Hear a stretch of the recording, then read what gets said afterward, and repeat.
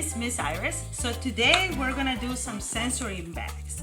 So basically what it is, in the bags we're gonna put oil and water inside of our bags and some dye into it. It can be food coloring or it can be soap. If you have soap that is a particular color, that would be great. Or shampoo or shaving cream, anything that can give a texture of a smooshy sensation inside of our Ziplock. You can't fill it all the way. It has to be 3/4 full or it's gonna be a big mess. You're gonna need either beads or something soft, or I got these old necklaces that I'm gonna cut and I can use the beads to put inside. If you have toys that are not pokey that you can put inside the bag and the kids can have fun, you can make it.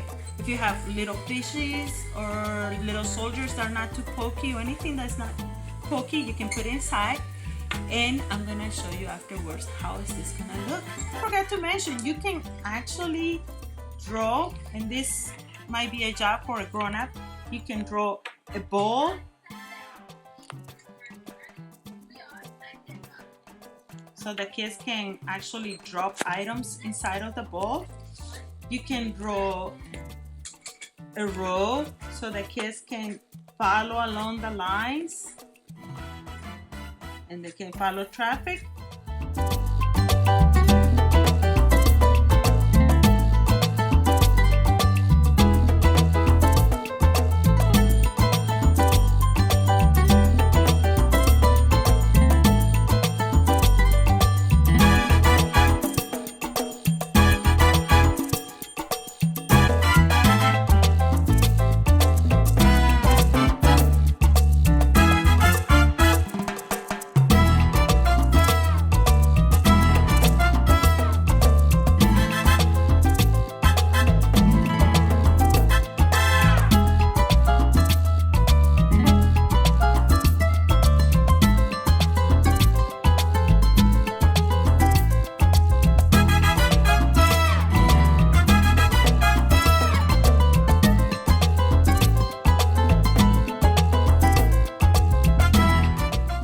So we tape this on our table, but you can put it on the floor or in a window.